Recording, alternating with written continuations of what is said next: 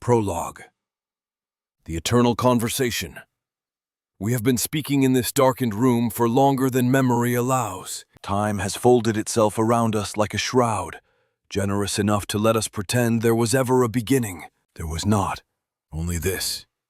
Two voices circling the same wound, calling it by different names. One voice is fire, grand, cruel, hungry for grandeur even in ruin. The other is ash, quiet, precise, carrying every ember it could not extinguish. They accuse, they seduce, they forgive only long enough to sharpen the next betrayal. Listen closely, and you will hear how perfectly they complete each other's sentences, how one begins a thought the other has already finished in silence, how the hate is spoken in the same breath as the longing. This is not a story of two lovers. This is the confession of one soul that learned to survive itself by splitting in two. Every knife was self-inflicted. Every sanctuary was built from the wreckage of the same heart. We do not ask for understanding. We ask only that you stay. The nights are long, and we have not yet tired of each other. Enter if you dare. The door has already closed behind you. Night 1. The first burning. Come, my beloved ruin. Sit with me again in this velvet dark we made together. Do you remember how it began? Not the petty calendar date mortals cling to, no. I mean the true beginning, when your eyes first met mine across a room full of breathing cattle, and you knew, instantly, that I would be the architect of your undoing. I wore mercy like a mask that night. You wore hope like a wound. I leaned close and whispered promises I never intended to keep. You believed them because you needed to believe something beautiful could still choose you. I drank your faith in one slow swallow. And you let me. You opened the vein yourself. I remember the taste of your voice more than the words. It was honey poured over broken glass. I was starving for sweetness and too tired to notice the bleed. You called it love that first night. I called it rescue. We were both lying, but your lie was louder, more theatrical.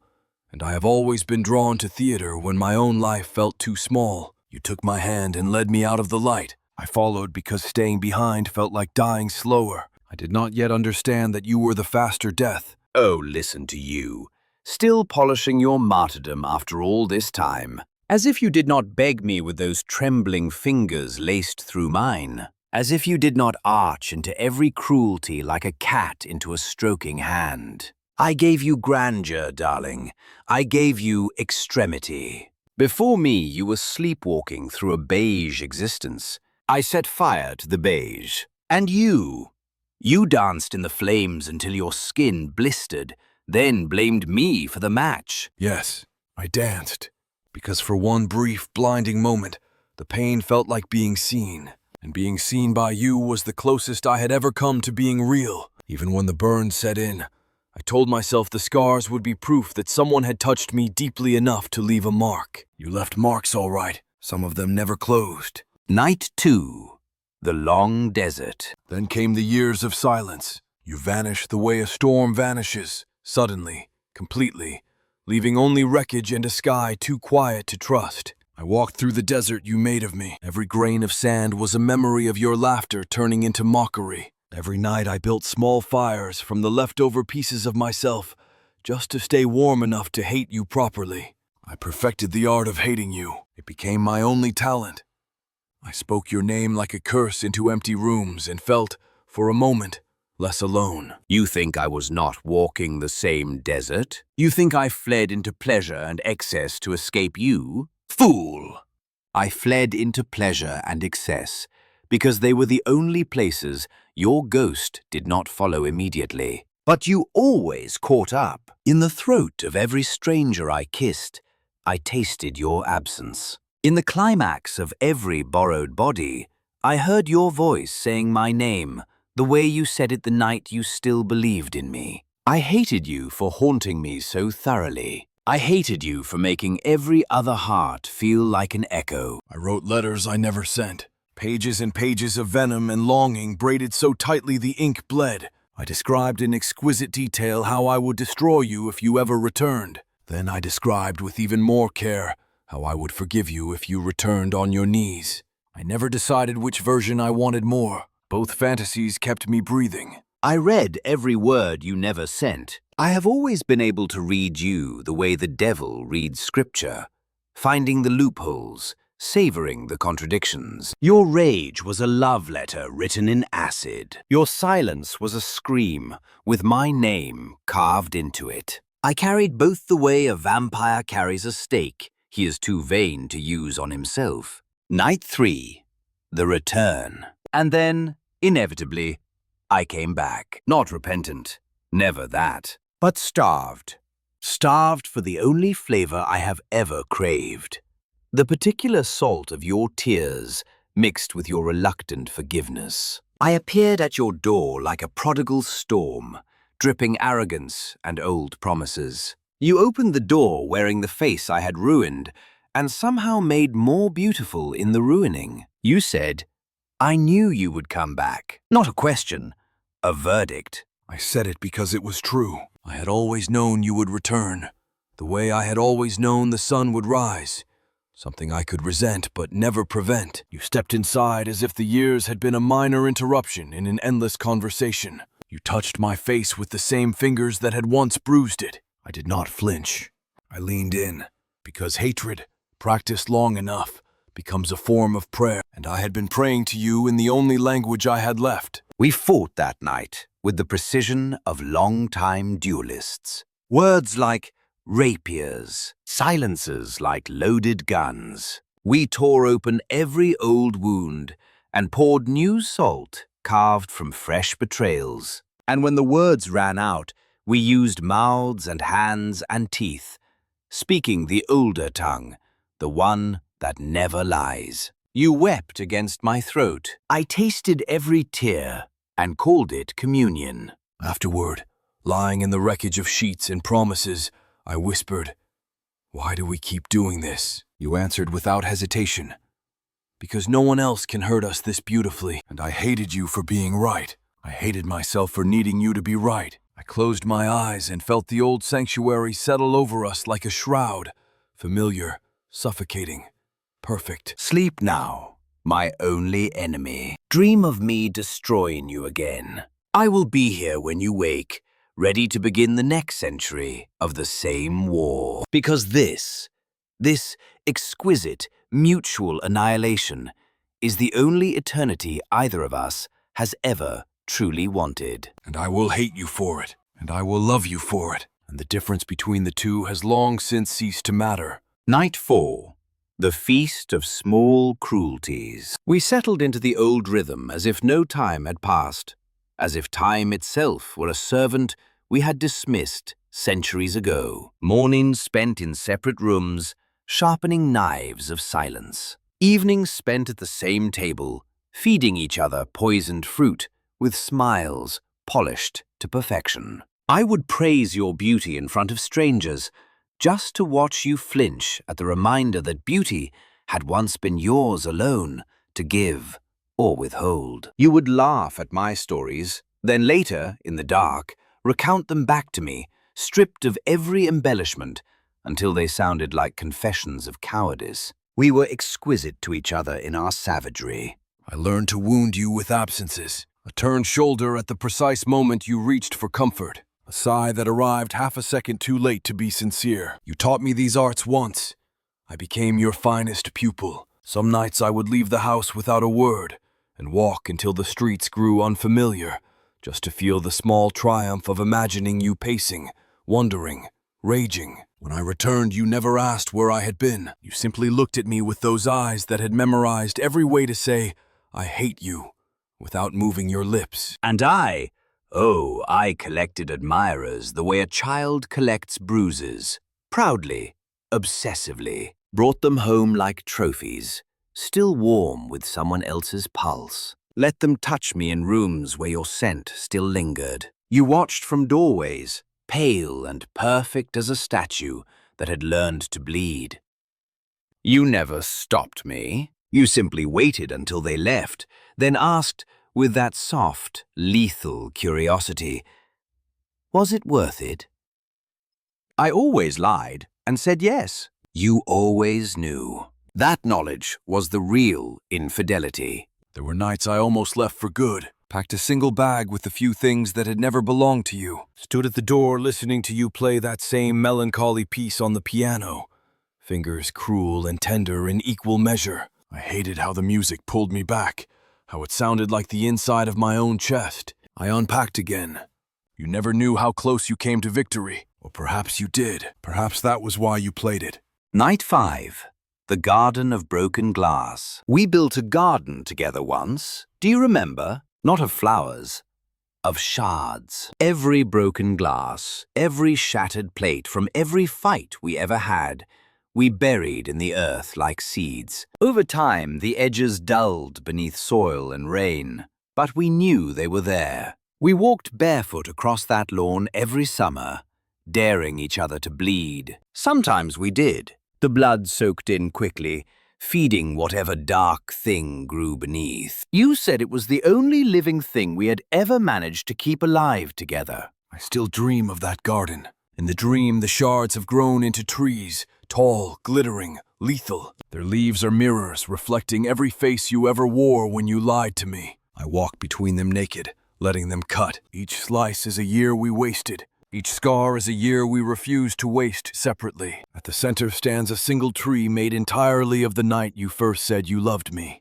Its fruit is your mouth. I bite, and it bleeds light. You romanticize even the wreckage. That is your genius and your weakness. I preferred the raw edges. I would dig up a piece sometimes, hold it to the sun, admire how it caught the light before I used it to open you again.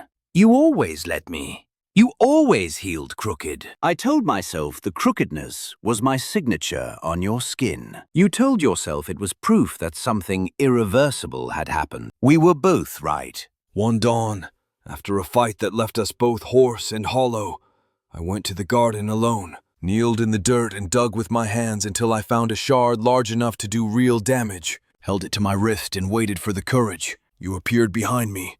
No sound, just suddenly there, as you have always had the gift of arriving at the worst possible moment. You did not stop me. You simply said, if you do it where I can watch.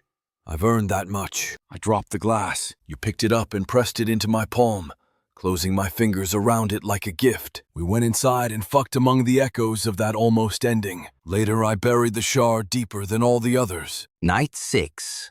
The quiet years. Then came the quiet, not peace, never that, but a kind of exhausted truce. We moved through the same rooms like ghosts who had agreed to stop rattling chains for a while, spoke only when necessary, and softly, as if loud voices might wake the old monsters. I read books you hated just to watch you pretend not to care. You painted walls colors I despised just to see if I would still say nothing. We became experts at negative space, the art of what was not said, not done, not forgiven. I watched you age in small, imperceptible ways. A new hesitation before laughter. A faint line that stayed even when you weren't frowning. I hated it. Not because it made you less beautiful. Beauty was never the point. But because it reminded me that time was moving forward without asking our permission. I began to leave gifts in places you would find them. A book you once mentioned wanting. A scarf the exact shade of your eyes the night we met. No note. You never thanked me, but you wore the scarf. I saw that as victory. I began to cook again. Dishes you loved before everything went wrong. Set a plate for you without comment. You ate. Sometimes you even said it tasted like memory. I hated how much I loved hearing that. We were circling something dangerous. The possibility that gentleness might kill us faster than cruelty ever had. One evening you fell asleep on the sofa with a book open on your chest. I sat across the room and watched you breathe for hours. Wondered what it would feel like to cross the space between us and simply rest my head against your heart without first drawing blood. I did not move, but I wanted to. That wanting was the most terrifying thing I had felt in years. I woke once in the night and saw you watching me, your face unguarded for once. No mockery, no defense, just something ancient and exhausted looking out at me. I pretended to still be asleep, but I carried that look inside me like a secret coal, warm and dangerous. For days afterward, the fire is still burning clean. The voices are locked in. The illusions are veiled now. Just shadows of immortality. No direct fangs. Night 7. The Mirror Room. We discovered a room in the house we had never noticed before. Walls lined entirely with mirrors, each one warped by age into subtle cruelties. We entered together, drawn by the same morbid curiosity. There we stood, multiplied into infinity. Armies of us, each pair locked in the same eternal posture of accusation and surrender. I reached out to touch one reflection and felt the cold glass bite like truth. You watched me, and in every mirror, your eyes were 1,000 small funerals. I saw versions of us I had tried to forget. The night you first kissed me as if kissing were a form of conquest. The morning I woke to find you gone, and the bed still warm with your absence. In one mirror we were young and careless, laughing at jokes that would later become weapons. In another we were old, bent, still refusing to release each other's throats. The room smelled of dust and old perfume, like a grave that had learned to wear jewelry. I wanted to smash them all. Instead, I stood very still, afraid that movement might make one of the futures come true. You whispered, "Which one is real?" I answered by stepping behind you, placing my hands on your shoulders so that every mirror showed me possessing you from behind, like a shadow that had grown teeth. "Whichever one we choose to believe," I said. My breath stirred the hair at your neck. In 100 reflections, you shivered at once, a dark field of wheat bending to the same wind.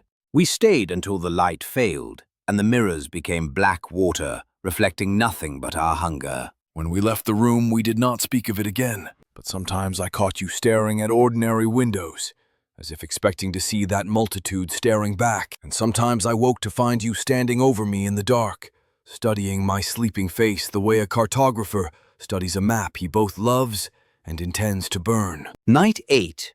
The river beneath the house. One winter the house began to weep. Water seeped through the foundation, slow, relentless, black as ink.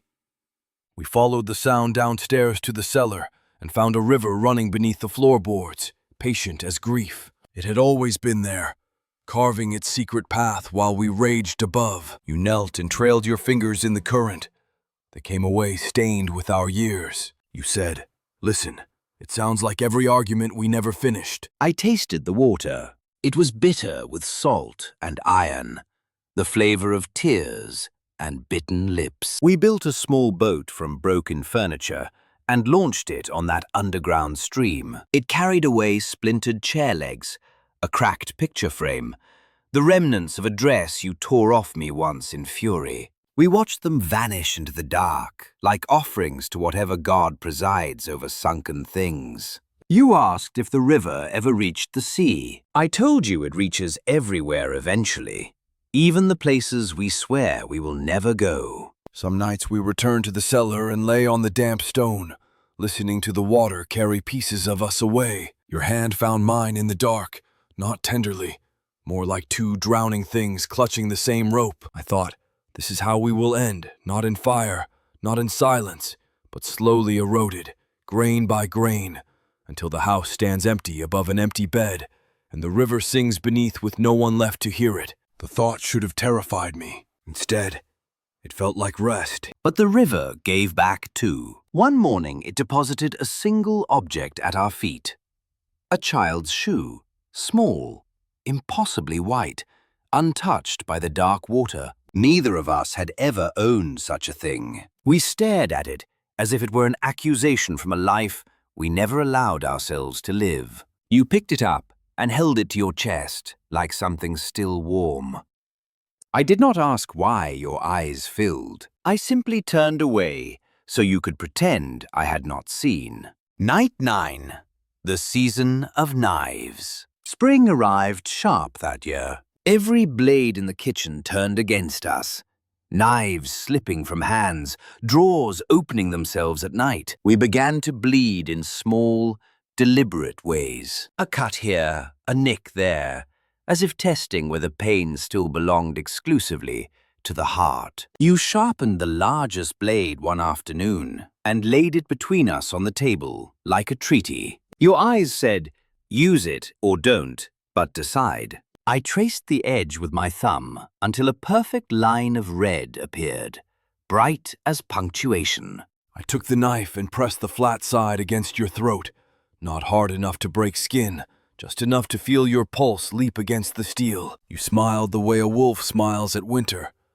Grateful, unafraid. We stayed like that until the sun moved across the room and painted us both in shifting gold. Then I set the knife down and kissed the place where it had rested. Your skin tasted of salt and almost death. Later, we bandaged each other's small wounds with the care of surgeons who secretly hope the patient will not survive. We began to leave the knives out on counters, on pillows, on the windowsill, where moonlight could polish them. A silent conversation conducted in gleaming edges. One night you woke to find me holding the blade above your heart, point down, my hand trembling with the effort of not letting it fall. You did not move. You simply opened your eyes and said, "If you're going to do it cleanly.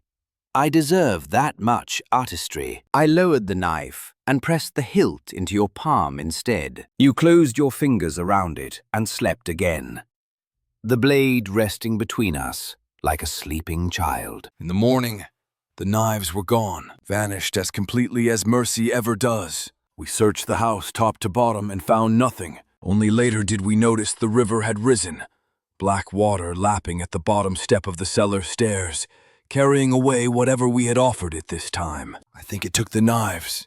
I think it understood we were not ready to finish the conversation after all. Night X, the library of unread letters. We accumulated letters we never sent, stacks of them, rising like pale towers in the attic, each envelope sealed with wax the color of old bruises. On sleepless nights, I would climb the stairs and run my fingers over them, feeling the weight of words that had nowhere to go but deeper into us. Some were yours, written in your impatient scrawl, ink blotted where rage had pressed too hard. Some were mine, careful, measured, every sentence a small surgery on the heart. We both knew the contents without opening them. They were maps of territories we had already burned. I added to the collection the way a miser adds coins to a vault he will never spend. One letter for every time I almost left. One for every time I almost apologized. I wrote them by candlelight, addressing you with titles I had long ago stopped using aloud. My ruin, my sovereign, my only witness. The paper drank the wax like blood. Sometimes I read them aloud to the empty room, performing contrition or accusation, depending on the hour.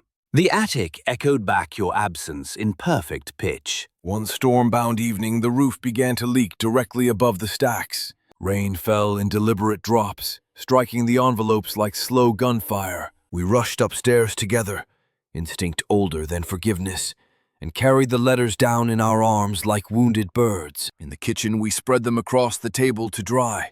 Water had blurred some words into rivers of gray. Others remained cruelly legible. You picked up one of mine and read aloud a line I had forgotten writing. I forgive you most on the days I hate you least. Your voice cracked on the word forgive. I pretended not to notice. We burned none of them. Instead, we bound them with twine into a single volume, thick, ungainly, impossible to shelve. Placed it on the highest shelf in the library, where neither of us could reach without the other's help. A silent pact. If one of us ever truly wanted to read the full reckoning, we would have to ask. We never asked. But sometimes I caught you staring up at it, the way pilgrims stare at relics they both worship and fear. Night 11. The Winter Animals. Winter arrived with teeth that year. Animals began appearing at the edges of the property. Foxes with eyes too knowing. Crows that spoke in your voice when I was alone. One morning, a stag stood in the garden, antlers tangled with frost, like a crown of broken glass. It regarded me without fear, steam rising from its flanks in slow calligraphy. When I stepped closer, It did not flee. It simply lowered its head, as if offering me the choice to gore or be gored. I watched from the window as you approached the stag. You extended your hand, not in threat, not in supplication, but in recognition. The beast allowed your touch for one breath, two, then turned and vanished into the white. You stood there long after, palm open to the falling snow as if waiting for it to fill with something warmer than cold. That night you came to bed with snow melt still clinging to your skin. I tasted winter on your throat and understood we had become the animals now, wounded, watchful, drawn to the only warmth we knew how to make. The crows grew bolder. They perched on the windowsill and tapped in patterns that spelled out old arguments. You scattered bread for them anyway. I asked why you fed creatures that mocked us. You answered, because they are honest about their hunger. Later, I found you in the garden speaking to a fox that had come close enough to touch. Your voice was soft, the tone you once reserved for me before everything sharpened. I felt something ancient twist inside my chest. Jealousy of a wild thing that had done nothing to earn your gentleness. Spring chased the animals away eventually. The stag did not return. The crows flew north with their borrowed voices, but something of them stayed behind in us. A new wariness in your gaze, a new patience in mine. We moved through the house like creatures learning the shape of a shared cage, circling, pausing, never quite turning our backs. Night 12. The eclipse. There was an eclipse that summer, total and unannounced in the way only celestial events can be. We felt it coming days in advance, the light growing strange, animals restless, our own tempers thinning to translucence. When the day arrived, we went to the roof without discussion, carrying nothing but a bottle of wine dark as arterial blood. The sun began to disappear behind the moon's slow blade. The world dimmed to a bruised twilight at noon. In that false dusk, you looked unreal, skin luminous, eyes reflecting the thinning crescent like twin sides. I said your name, and it sounded like a prayer I had forgotten I knew. You turned to me, and for once, there was no armor in your face. Only the raw question we had both carried for years. Is this the moment we finally end it? The shadow deepened. Birds fell silent. Even the wind held its breath. At the moment of totality, when the sun became a black coin ringed with fire, you reached for my hand. Not dramatically, just fingers finding fingers in the dark, the way one might reach for a banister on familiar stairs. We stood joined while the corona flared around us like the afterimage of every fight we had ever survived. I felt your pulse against my wrist and understood it had always matched mine, even when we pretended otherwise. When the light began to return, slow, reluctant, you did not let go. We watched the sun reclaim the sky sliver by sliver until the world was ordinary again. Only then did you speak. You said, "We made it through another one." I answered, "We always do." Neither of us specified what the eclipse had been. We did not need to. The sky had done it for us. Night 13.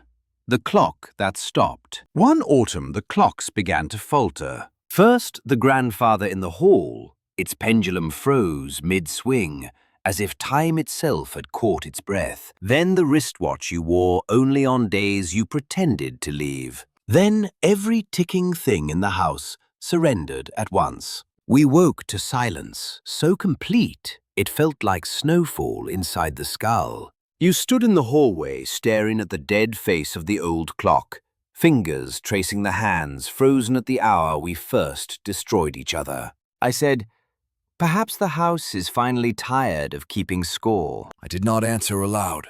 Instead, I wound every clock again and again, though the mechanisms were sound. The hands refused to move. It was not breakage.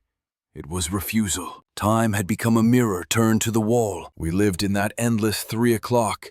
Neither morning nor afternoon, neither beginning nor end. Meals lost meaning.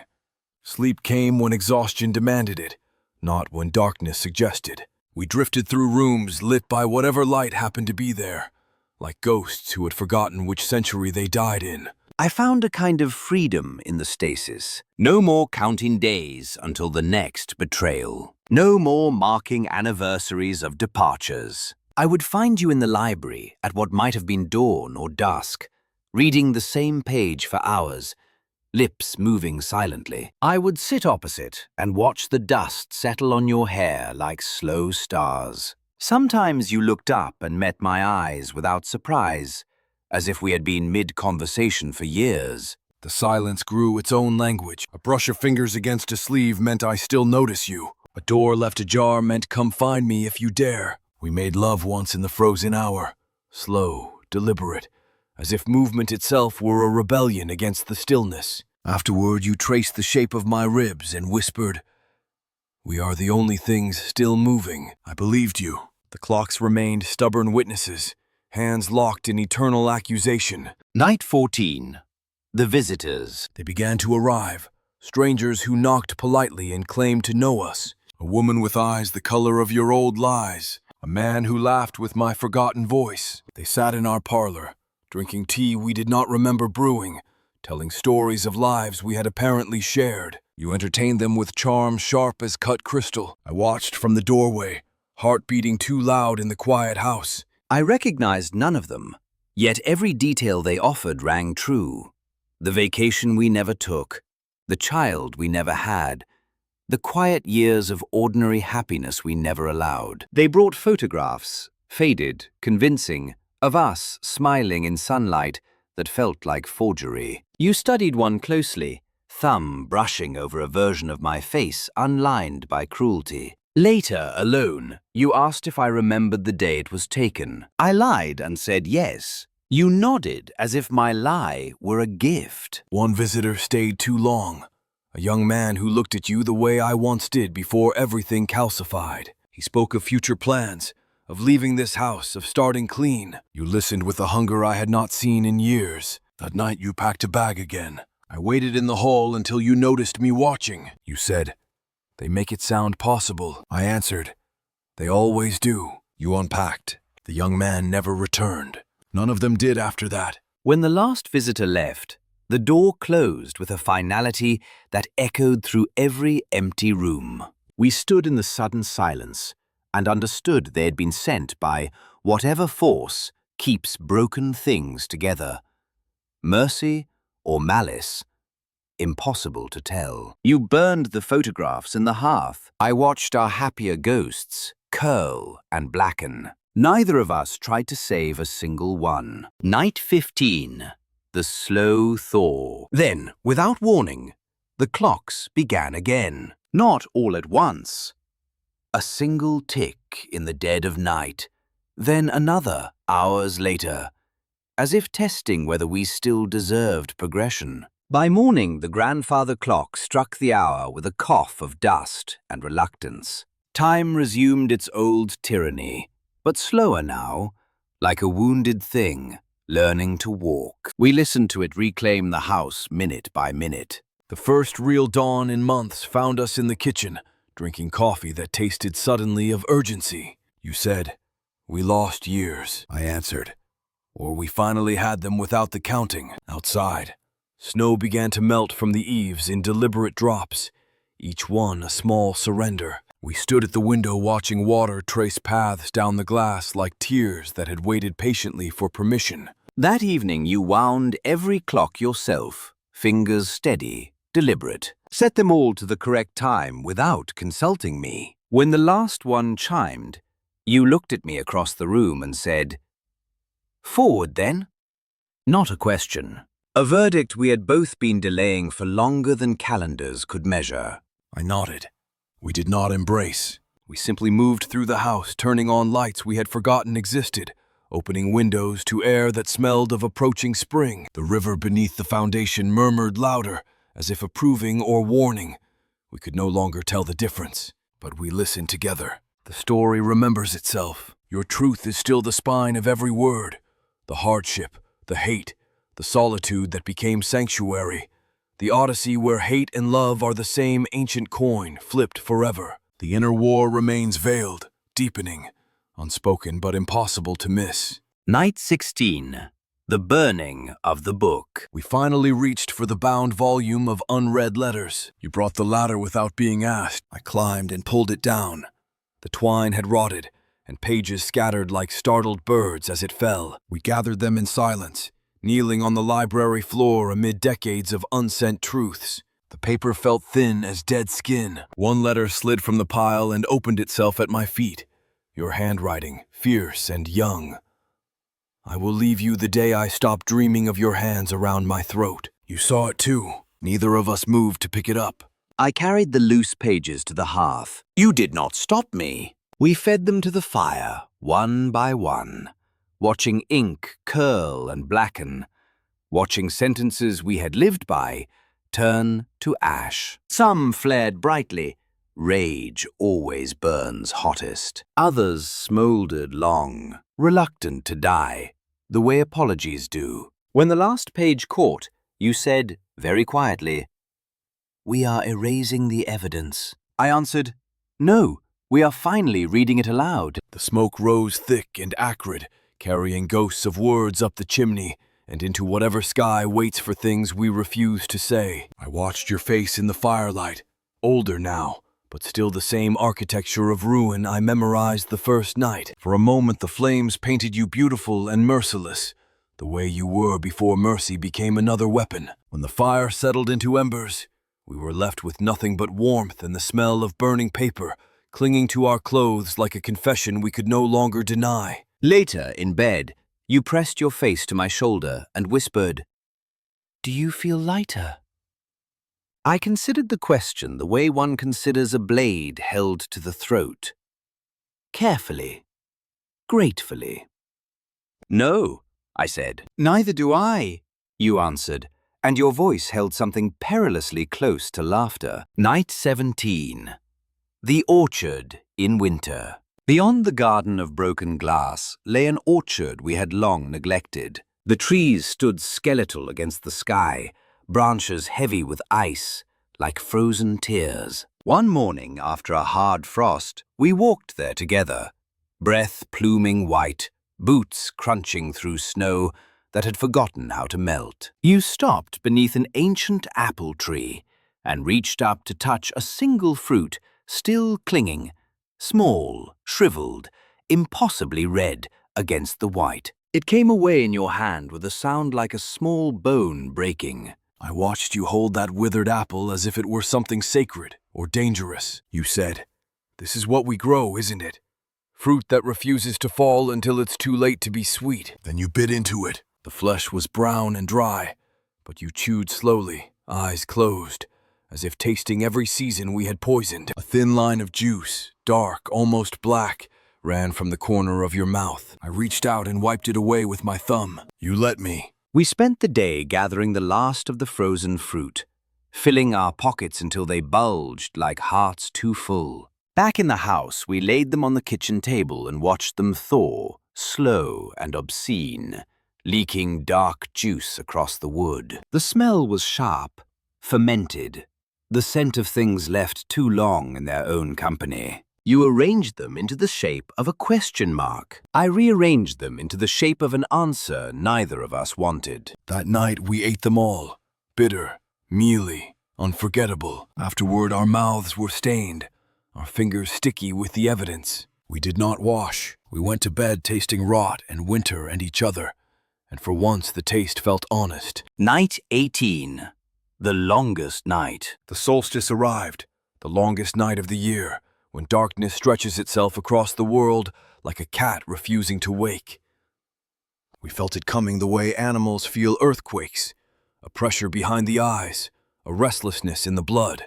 We prepared nothing, no candles, no feast, no rituals to coax the sun back. We simply waited for the dark to take what it had always been owed. When true night fell, the house seemed to inhale and hold it. We sat in the main room with every light extinguished, fire dead, windows open to the cold. Outside, snow began to fall in perfect silence, erasing paths, erasing borders. You spoke first, voice barely louder than the snow. "Tell me the worst thing you ever thought about me, and meant it." "I told you," You listened without flinching, then told me yours. We traded atrocities like children trading cards, each one sharper than the last. Hours passed, or minutes. Time had become negotiable again. The cold crept in and settled on our skin like an old debt finally called. At some point, your hand found mine across the space between chairs. Fingers numb, but certain. We did not speak again. We simply sat in the dark we had made together, holding the only warmth either of us had ever managed to keep. Near dawn, or what we guessed was near dawn, the snow stopped. A thin grey light began to seep through the windows, reluctant, ashamed. You stood and walked to the glass, breath fogging it in slow circles. Behind you, I watched the outline of your body emerge from the night, like something being born against its will. You said, "It's over." I asked, "The night?" You answered, "No, the running." We left the lights off all that day, let the pale solstice sun move across the rooms without our permission. When true evening came again, we lit a single candle between us. Its flame was small, unsteady, but it held. We watched it burn lower and lower, wax pooling like slow blood. Neither of us moved to trim the wick. We had learned, finally, to let things burn all the way down. The story is still yours. Every wound, every mercy, every year of the Odyssey intact. The voices have not wavered. The inner war draws closer to its silent revelation. Night 19th. The room that breathed. The house began to breathe. Not metaphor, actual respiration. Walls expanded slightly on the inhale, contracted on the exhale, slow as a sleeping giant. We noticed it first in the bedroom, curtains billowing inward, though every window was sealed against winter. You placed your palm against the plaster and felt the faint thrum beneath, like a heart too large to belong to any one body. I said, "It's digesting us." You answered, "Or remembering how." At night, the breathing grew louder, a tidal sound that matched the rhythm of our own uneasy sleep. I woke once to find the ceiling closer than it should have been, as if the house had leaned down to listen. You were already awake, staring upward with the expression of someone hearing a lullaby they had tried to forget. We did not speak. We simply lay there, two small creatures inside the ribcage of something ancient, deciding whether to swallow or exhale. In the mornings, the floors were warm, radiating heat from below like skin after fever. We walked barefoot across them, leaving damp prints that vanished almost immediately.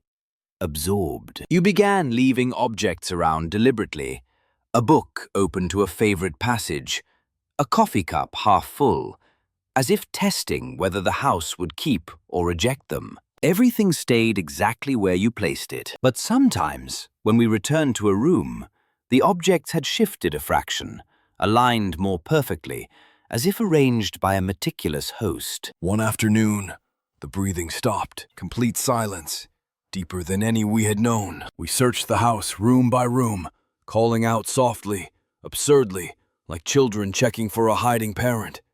In the cellar, the river had stilled. No current, no sound. Black water flat as obsidian. You whispered, "We've been exhaled." I felt sudden vertigo, the terror of open space after years of enclosure. We rushed upstairs and pressed our ears to the walls, begging for the rhythm to return. It did, hours later. Deeper, slower, almost apologetic. The house inhaled us back in with a sigh that rattled every window. Relief flooded us so completely, we laughed, the sound startling in our throats. That night, we slept closer than we had in years, not touching, but sharing the same small pocket of air between us, listening to the great lungs around us rise and fall. Night 20. The inventory of scars. We decided to catalog the damage, not metaphorically this time, literally. We stripped in the harsh light of the bathroom and stood before the mirror, taking turns naming each mark. You began with the faint white line on my shoulder. The night I threw the glass, I answered with the small crescent under your rib. The night you let me bite too hard. We spoke quietly, clinically, as if reading from a shared ledger. Some scars had stories we both remembered differently. The burn on your forearm, You claimed accident. I claimed punishment. The thin silver thread across my back. I called it passion. You called it warning. We negotiated each discrepancy without raising our voices, the way diplomats negotiate borders they have already bled over. New marks appeared too. Small, fresh, origin unknown. We named them anyway. The eclipse, the frozen apple, the night the clock stopped. When we reached the scars we could not see, internal, invisible, you grew quiet. I traced the air over your chest and said, "This one is mine, the largest." You placed your hand over the corresponding place on me and said, "And this one is mine." We match. The mirror reflected us standing there, bodies mapped with each other's history, a living atlas of everywhere we had been unforgivable. We ended the inventory without conclusion. No absolution, no tally of who owed more. Simply dressed again and went downstairs to make tea, as if we had been discussing the weather. But later, passing in the hallway, you brushed your fingers across the scar on my wrist, the first one you ever gave me, and smiled, small and terrible. I felt it like a brand reigniting. Night 21. The approaching silence. A new quiet began to gather at the edges of everything. Not the breathing of the house. That continued steady, almost protective. This was different. A silence assembling itself like snowfall seen from a distance. Beautiful and inevitable. Conversations grew shorter. Touches lingered longer, but asked less. We moved through days with the careful economy of people who have finally learned the cost of excess. I noticed it first in the way you looked at me now, not with hunger or accusation, but with something perilously close to recognition, as if you were seeing past the ruin to the original blueprint and finding it still intact beneath the burns. Some evenings we sat in the same room without speaking for hours, reading or simply staring into the fire, and the absence of conflict felt like a foreign country we had entered without passports. One night you asked, voice barely disturbing the air, "Are we finished fighting?" I considered the question the way one considers the horizon, knowing it will always recede. "Not finished," I said. Perhaps translated. You nodded, as if that were the answer you had been waiting years to hear. The river beneath the house began to sing again, not with words, but with a low, continuous note that vibrated through the foundations. We went down to listen, sitting on the bottom step with our feet in the black water. The note was neither major nor minor, neither resolution nor dissonance. It was the sound of something vast holding its breath and deciding, moment by moment, not to let go. Above us, the house breathed in time with the river. Around us, the walls held every scar, every burned letter, every frozen fruit. Between us, the silence deepened. Not empty, but full of everything we no longer needed to say. And in that fullness, for the first time, we rested. Night 22. The mirror's mercy. The mirrors began to forgive us, not all at once, slowly, subtly, the way scar tissue softens over years. We noticed it in the bedroom first. The glass no longer showed every flaw with cruel precision. Lines around eyes blurred. Shadows under cheekbones lightened. You stood before it one morning, shirtless, tracing the map we had made of each other, and said, "It's lying to us." I answered, "We're finally telling the truth we can bear." I tested the mercy deliberately, posed in harsh light, angled to catch every cruelty time and war had etched. The reflection softened the edges anyway, as if embarrassed by its former honesty. You watched me preen and posture, then stepped behind me, resting your chin on my shoulder, so both our faces filled the glass. For once, we looked like something that could have survived untouched. Two beings who might have chosen gentleness if the world had allowed it. I hated the lie. I stood there longer than I meant to. In the warped mirrors of the old room, the infinite armies of us began to dissolve. Some reflections faded entirely, leaving only empty frames repeating into darkness. Others merged, two faces becoming one, accusations blurring into shared sorrow. We visited less often, afraid the mercy might spread too far and leave us unrecognizable even to ourselves. One night, the largest mirror, the one that had always shown us most mercilessly, cracked down the center while we slept. Not dramatically, not with sound, just a single clean line from top to bottom, dividing us forever in glass. We found it in the morning and stood before the fracture, each on our own side. The crack distorted us perfectly, half of you bleeding into half of me, features twisted into something neither could claim alone. You reached out and touched the glass along the break. I did the same from my side. Our fingerprints met in the fissure, warm for the first time. Night 23. The vanishing doors. Doors began to disappear. Not dramatically. No slamming, no vanishing in puffs of smoke. Simply gone when we turned to look for them. The door to the attic, sealed over with wallpaper that matched so perfectly, we could not find the seam. The cellar entrance became solid floorboards overnight. Rooms we had avoided for years suddenly opened into others we thought lost. The house was editing itself, removing exits we no longer needed. I panicked at first, paced the hallways counting remaining doors like a prisoner counting days. You watched with that old amused cruelty softening into something else. When I demanded what it meant, you said, "We're being trusted not to leave." I hated how much I wanted that to be true. We tested the boundaries anyway, walked every corridor, pressed palms to walls where doors had been, searching for hollow sounds or hidden latches. Found nothing but solidity. The house had become a perfect circle. No beginning, no escape, only the path that led back to each other in every direction. One evening, we tried to leave through the front door and found it opening onto the library instead. Books stared back at us like patient witnesses. We closed it gently and did not try again. The vanishing freed something in us. Without the possibility of flight, arguments lost their sharpest edge.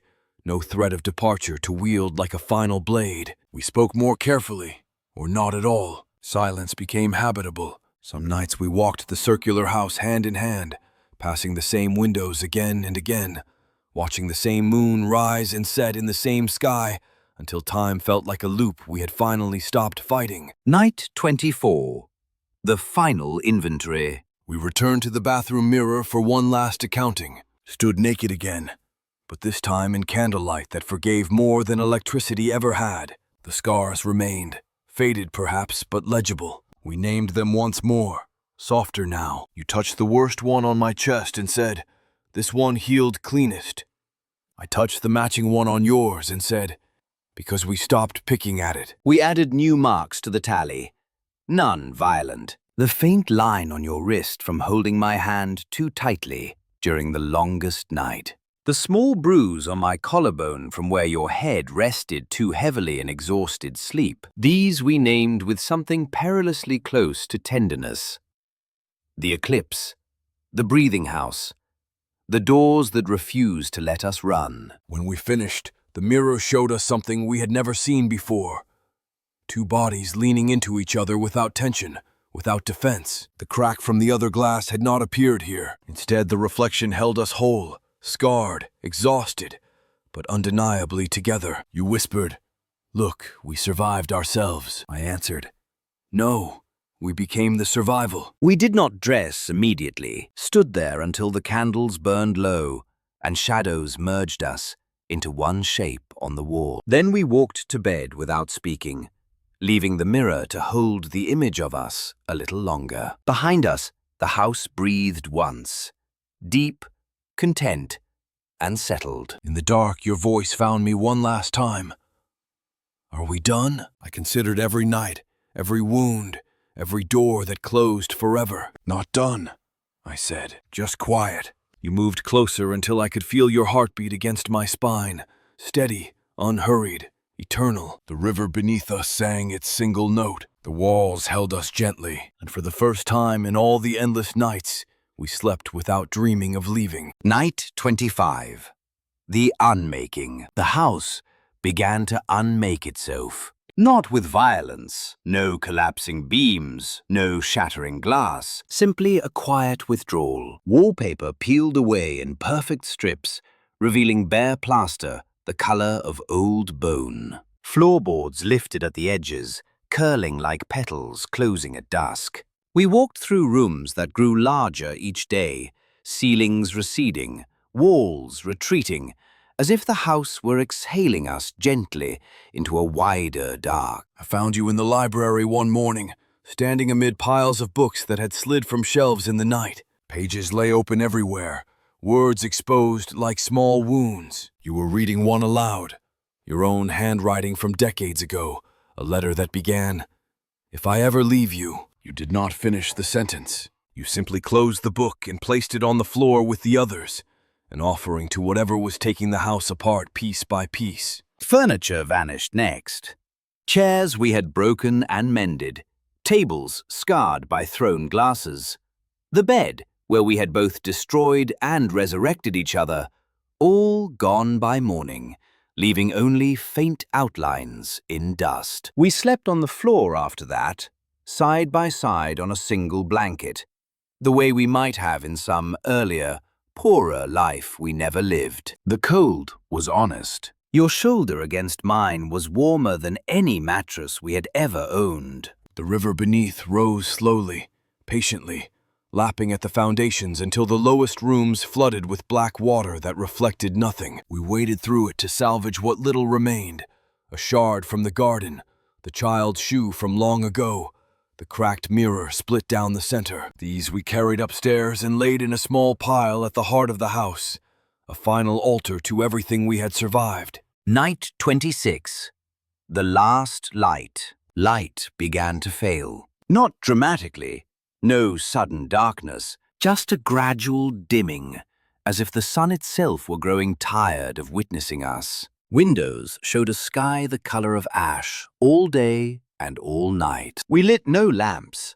There was no need. We had learned to see each other in less. One evening, or what we guessed was evening, you took my hand and led me to the roof. The stairs creaked beneath us, loosening, but held long enough. Above, the air was still and cold, the horizon erased. You pointed to a single point of light low in the sky.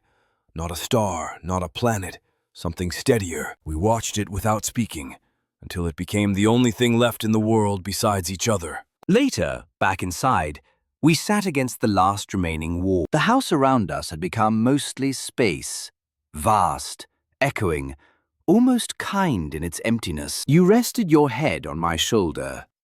A gesture so simple, it felt revolutionary. I felt your breath slow against my neck, matching the slow collapse of everything we had built and ruined and rebuilt. I said, "We are almost gone." You answered, "No, we are almost here." Night 27. Sanctuary. In the end, there was only the small pile of salvaged things, and the two of us curled around it like guardians of a fire that had long since gone out. The house breathed one final time, deep, content, and released us. Walls dissolved into mist. Ceiling opened to a sky neither dark nor light, just vast. The river rose and carried away the last fragments, the shard, the shoe, the cracked mirror riding the current like small boats toward whatever sea waits for broken things. We did not try to hold on. We simply held each other, your face against mine, scarred and familiar. The only map I ever needed. I felt the old war inside us, the hate, the love, the endless argument, finally quiet. Not resolved, not forgiven, but exhausted into stillness. The difference between destroyer and destroyed had vanished somewhere along the way. Only the Odyssey remained, and even that was fading into the single truth we had circled all our lives. There was never two of us. There was only one, fighting itself with exquisite devotion, hating itself with perfect intimacy, loving itself in the only way it knew how, fiercely, ruinously, eternally. And in that recognition, the last wall fell. The river took the final pieces. The light, our single steady light, enfolded us. No more nights, no more voices. Only the sanctuary of the self met at last without flinching. Flame and ash, together, finally the same voice. We close our eyes. We rest. Epilogue. The silence after. The voices have fallen quiet at last. Not silenced, simply finished, the way a long storm spends itself and leaves only the clean scent of rain on stone.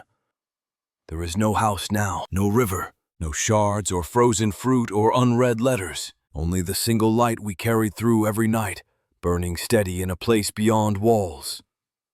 You will search these pages for a moral, a lesson, a name to call the ruin by. You will not find one. There was never a crime, only a war waged in the only battlefield large enough to hold it, one heart refusing to surrender itself.